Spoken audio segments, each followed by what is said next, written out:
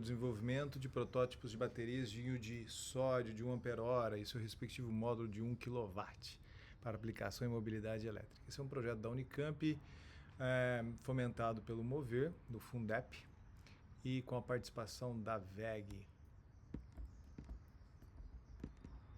Sou o Hudson Zanin, sou o coordenador do projeto, lidero uma equipe maravilhosa aí de vários pesquisadores que a gente vai mostrar aí ao longo do vídeo. Nós estamos no quarto semestre, né, oscilando entre as atividades de desenvolvimento de materiais para eletrodos, para eletrólitos, desenvolvimento de células, desde a moeda até a pound, e o seu respectivo estudo eletroquímico de ciclagem, além de divulgações científicas. Então a gente vai estar entregando o relatório do terceiro semestre e oscilando entre atividades do terceiro e quarto semestres. Está aqui as atividades feitas, o período coberto pelo relatório de setembro de 24 ao final de fevereiro. Está aqui o percentual das atividades já concluídas. Então está aqui a nossa equipe, né, de pesquisadores, eu não vou passar o nome de todos eles, mas são vários especialistas na área de materiais, na área de desenvolvimento de dispositivos, na área de eletrônica, assim por diante. Está aqui o valor empregado em cada uma das rubricas até o momento. Falando um destaque especial da nossa equipe, nós tivemos 2 grupos, né, a Anion Ion e a Cat Energy, que foram participantes do Granioter, uma disputa de startups que nasceram no grupo, uma focada em eletrólito, outra focada em materiais de catodos, que desenvolvem tanto baterias de lítio quanto baterias de sódio. Então, um destaque especial aqui para a Isabela e para o Guto, que desenvolveram e atuaram nas equipes coordenadas por nós. Nós vamos falar sobre várias atividades do projeto. E uma delas, que é a atividade número 5, nós focamos, né, nesses semestres aqui em otimização da produção dos materiais. Nós mostramos nos relatórios passados a confecção de vários formatos de tintas específicos com diferentes materiais, e nós agora estamos no processo de otimização desses processos de fabricação. Então, estamos pintando com diferentes espessuras, 300, 400, 500 micra, e fazendo a compactação com diferentes níveis de pressão. Então está aqui a diferentes compactações, né? Fica evidente pelo gráfico mostrado aqui que células com 300, 400 micro, elas têm uma compactação de energia mais apropriada do que 300, tá? Então por isso nós estamos migrando para células mais espessas.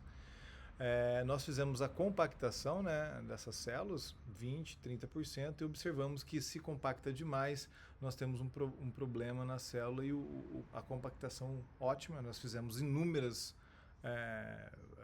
valores, 10, 15, 40, etc. E estamos mostrando 2 aqui apenas por questões de demonstração, para não poluir todos os gráficos. Então, a gente chegou que a versão ótima é por volta aí de 20%. Nós vamos mostrar um artigo científico, todo o detalhamento disso aí sendo feito, tá? E para montagem da célula, né, aqui é uma célula, que tem o sódio metálico como anodo e depois o catodo, o material ativo. Nós fizemos com diferentes scans, com diferentes scan rates, né, e C rates. Então a gente começa lá em 0,1C, vai aumentando essa capacidade até que elas convergem, né? 2Cs, ou seja, carregar em meia hora, né? 1C é 1 hora de carga para carga completa, 2C meia hora, meio C é 2 horas para recarga, né? Só para dar uma ideia para o leitor que não é familiarizado aí, ou para quem está assistindo. Então, quando a gente volta nesse 1C aqui, ele deve voltar na capacidade inicial, o que mostra que as células elas sofrem mais com questões difusionais, né? Questões cinéticas mesmo, do que quando elas vão para alta potência, elas deixam de funcionar. Elas só não conseguem migrar o íon para dentro do anodo com a rapidez que precisa migrar, por exemplo, na hora de recarga. Nós fizemos vários estudos para a produção desses materiais, tanto de anodos como de catodos, e uma excelente surpresa aqui foi esse aditivo aqui nos eletrodos, né, que é o EDTA, que tem se mostrado excelente para confecção de eletrodos bastante promissores. Então a gente tem estudado vários desses aditivos. Aqui é o exemplo de aditivo no eletrodo, né? Então fizemos diferentes configurações, diferentes compactações, está detalhado lá no relatório, até chegar na configuração ótima, tá? Nós fizemos também a adição de aditivos. Para as baterias de lítio, o que funcionou bem e barato foi o PVDF. 1% nós tivemos lá células que funcionavam muito bem, que o fogo não pegava. Esse mesmo PVDF para a bateria de sódio não funciona. O que acontece é que a resposta eletroquímica é muito ruim, como vocês podem ver aí. Embora é um excelente retardante de chama, não pega fogo, mas não serve para material de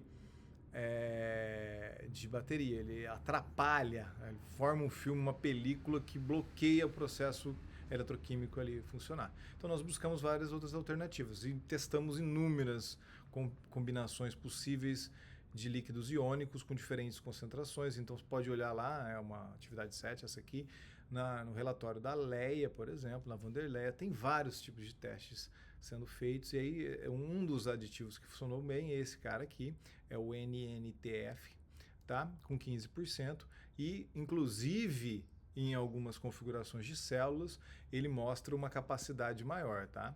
Uma capacidade maior do que sem a utilização dele. Então ele é um retardante de chama, a gente só testa aqui eletroquimicamente aqueles que evitam que a bateria pegue fogo, tá? Isso é ponto definido.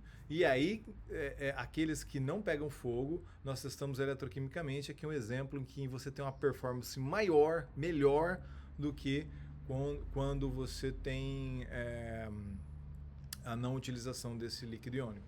Só que 15% do volume do eletrólito, num cara que é muito mais caro, ele tem um preço, e a gente está analisando e fazendo esses detalhes, trazendo aí as opções, né, econômicas, e até fazer uma análise crítica sobre a incorporação desse aditivo nas baterias. Claro que pegar fogo é extremamente mais custoso para a marca, para as empresas, etc. Mas a gente vai buscar ainda alternativas, ou seja, embora a atividade 7 esteja programada para terminar, a gente vai continuar com ela buscando novas opções.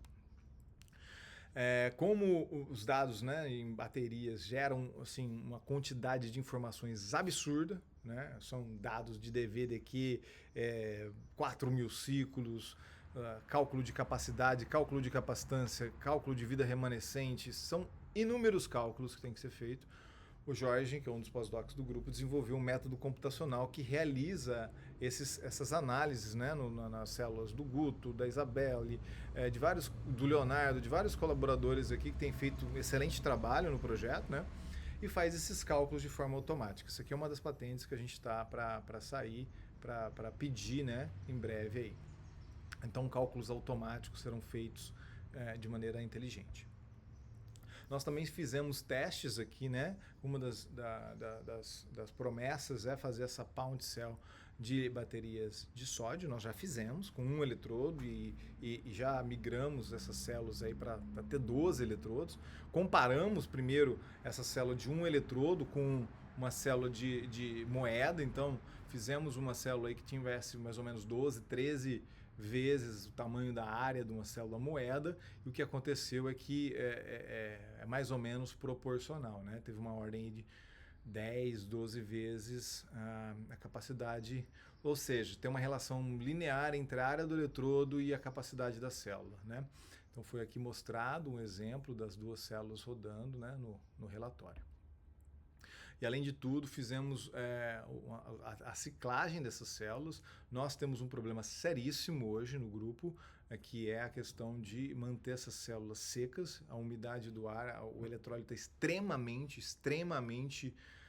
sensível à umidade do ar. Então a gente está falando de umidade zero para ser suficientemente bom para essas baterias. O que acontece é que elas estufam. Então, o exemplo aqui, a gente pegou essas células já maiores, que não foram feitas dentro da Glove Box, tiveram pequenos processos fora da Glove Box, isso faz com que ela degase muito, né? Então, essa pequena queda de capacidade, né? Olha, a gente está falando de 100% para 96%, alguma coisa do tipo, tá? Tem uma queda aí na capacidade dela por conta da ciclagem dessa célula. Então, nós estamos estudando aí os processos de otimização, de degasamento dessas células, né, para buscar um tamanho de célula maior. Vou dar um exemplo aqui. A gente já está montando essas células com 32 eletrodos. Isso daí é algo inédito na América do Sul. Células com esse tipo de capacidade, célula de 1 ampere-hora. Nós fizemos células já com essa capacidade aqui, né? O que é um dos grandes desafios em entrega do projeto. Realmente, a gente teve questionamento sobre a capacidade de se fazer algo desse tipo na América Latina e está feito, está entregue aí. Para resolver essa questão da umidade, nós estamos indo para um novo prédio. Nesse prédio, nós vamos buscar montar a sala seca, junto com vários equipamentos de glove box acoplados para melhorar a ciclabilidade, para que a gente possa montar os módulos, né, dessas baterias, as baterias sendo feitas a 20, 30, 40, 50 células, 100 células dessa aí, a gente vai ter que fazer 400 células dessas para montar o módulo necessário para dar 1.2 kW. Aí a gente quer fazer isso aqui nesse centro, né, que a gente está montando. Com isso, nesse centro também, a gente vai fazer todo um estudo de validação e certificação dessas células mínimos, né? E nós já começamos a fazer alguns estudos térmicos. E a gente tem estudado alguns tipos de materiais específicos e depois levado eles para o TGA, o DSC, para fazer análise desses materiais pós-aquecimento, né? Então fecha o curto-circuito, a célula ela tende a fazer um thermal runaway, tende a explodir, gasta uma energia altíssima, aquece bastante. E a gente está fazendo alguns estudos. Alguns dos materiais que a gente está estudando sofrem muito com esse aumento de temperatura, outros muito menos. O NFPP, por exemplo, é uma grande surpresa positiva, um material que tem uma excelente performance em questões de temperatura. Então, é um tipo de material, com certeza, um grande achado do projeto. Fizemos vários tipos de aquecimento e o sistema continua bastante estável. Isso aí tudo vai ser melhor explorado quando a facility nova estiver montada, porque a gente não sabe o efeito. Será que é efeito do ar? Será que é efeito da umidade? Tudo isso ainda continua aberto. Então é isso que a gente tem nesse relatório, entre a conclusão do terceiro semestre, né? Nós vamos fazer inúmeras novas células e para isso a gente vai fazer todo um processo de recomissionamento das facilities nesse semestre que entra aí o quarto semestre. Então espero que no relatório do segundo ano do projeto nós tenhamos um feito muito importante, que é montar células estáveis. É isso aí. Muito obrigado.